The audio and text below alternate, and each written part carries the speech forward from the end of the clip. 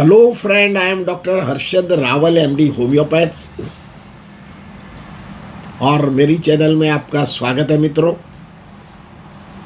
हमारा एक व्यूवर्स ने लिखा है कि डॉक्टर साहब, एक आँखों में ड्राइनेस आ जाती है, तो इसका क्या कॉज हो सकता है, क्या साइन एंड सिम्टम्स हो सकता है, इससे क्या कॉम्प्लिकेशंस बनता है, और इसमें कोई होम मेडिसिन हो या कुछ आप बेस्ट होम्योपैथिक मेडिसिन आप बताइए। तो मित्रों, ये आई ड्राइनेस हो जाना एक एक मैकेनिकल कॉज है, क्योंकि अभी हमारे वर्तमान युग में हम ज़्यादातर इलेक्ट्रॉनिक का यूज़ करते हैं, और इलेक्ट्रॉनिक्स में हम स्क्रीन ज़्यादातर यूज़ करते हैं, जैसे लैपटॉप चलाना, मोबाइल देखना, या हम कुछ दूसरा गैजेट यूज़ करते हैं या टीवी देखते हैं।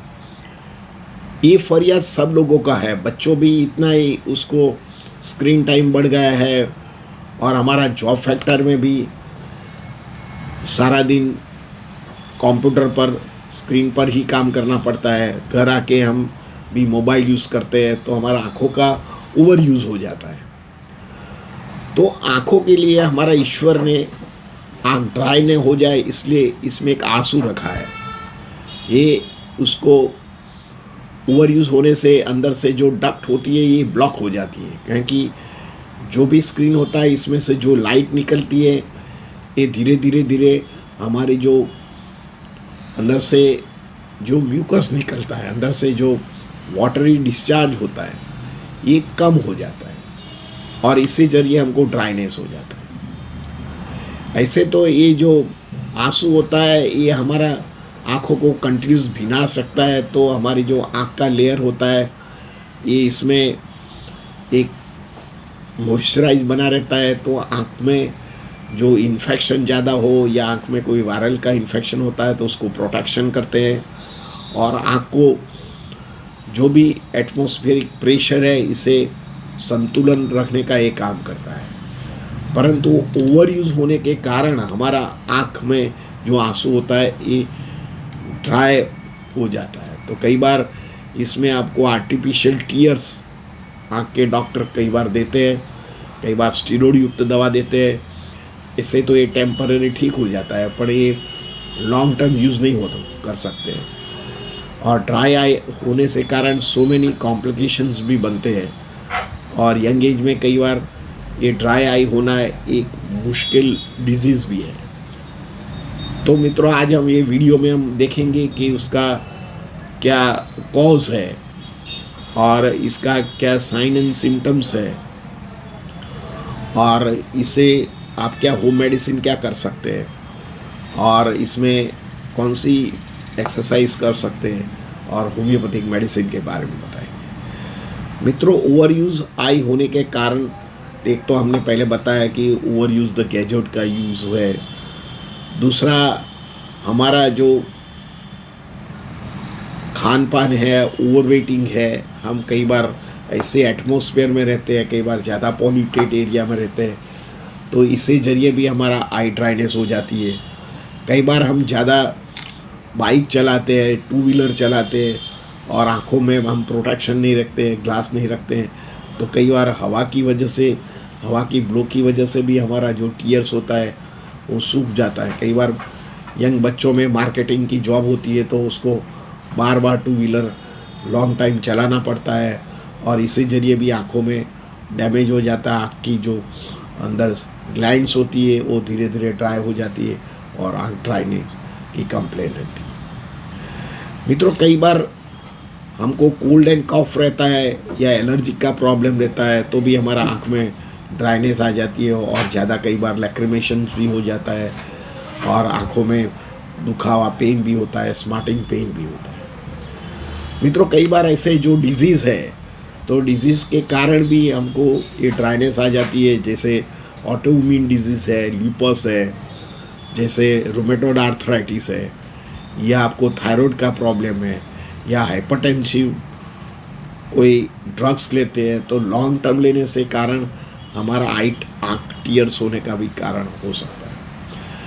कई बार एटमॉस्फेयर बदलाव के कारण भी हमारा ड्राइनेस हो जाती है। कई बार आप ज़्यादा ड्राइनेस एरिया में चले जाए हो जहाँ रण होता है, डेजर्ट्स होता है, उधर हवा बहुत ड्राई होती है और हमारा खान पान प्रॉपर नहीं होता है या स्लीप प्रॉपर नहीं होती है, ओवर वेट होता है या किसी को गैस्ट्रिक प्रॉब्लम के कारण ड्राइनेस आती है, तो यही एरिया में जाने से ये ज़्यादा बढ़ जाता है। तो मोटा मोटी यही उसका कॉज है। कई बार हम ज़्यादा लाइट में काम करते हैं या रात को लाइट में काम करते हो तो इससे भी हमारा टीयर्स सूखने का ये प्रॉब्लम रहता है।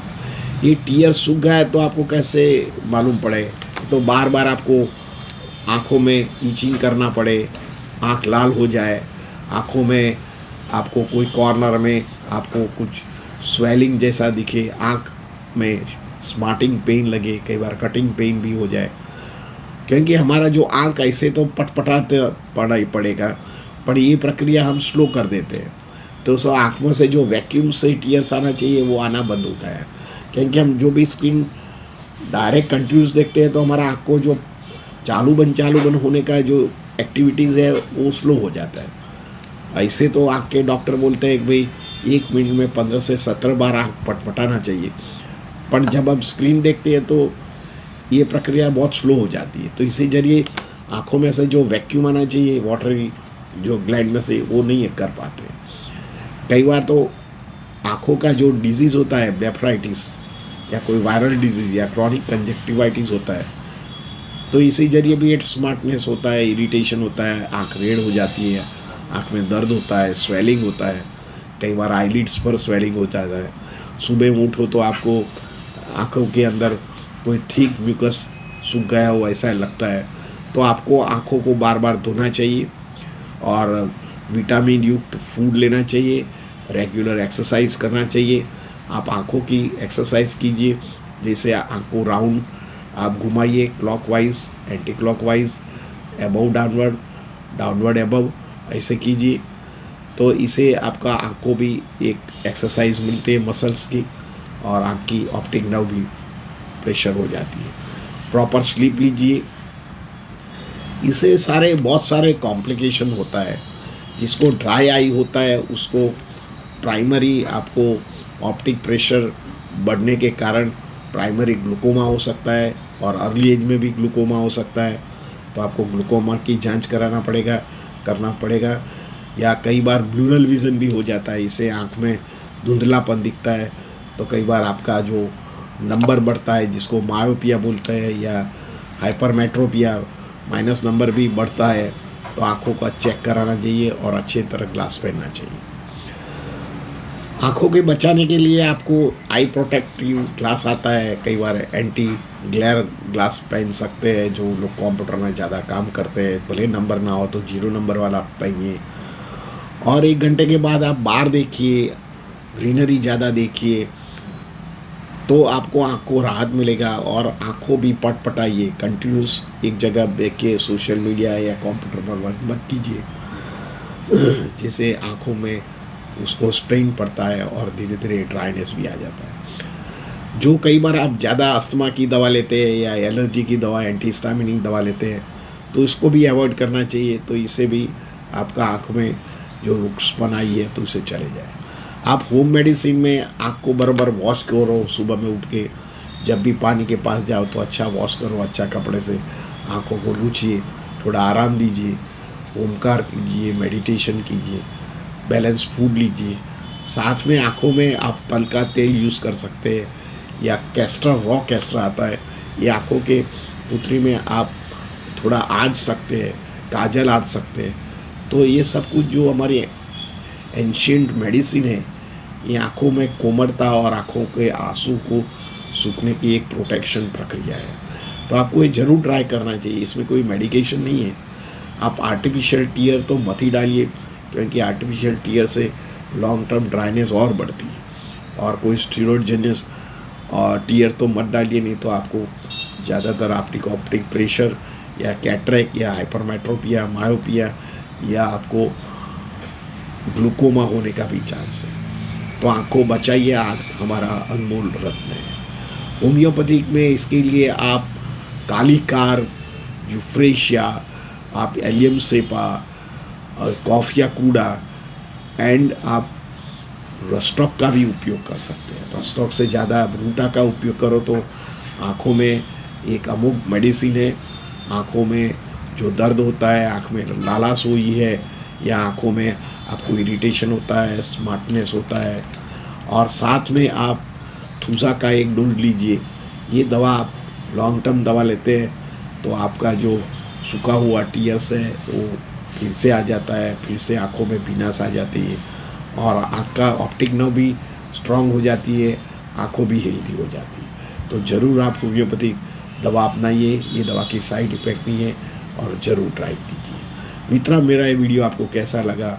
अच्छा लगता है तो लाइक कर दीजिए, शेयर कर दीजिए। धन्यवाद। Thank you very much.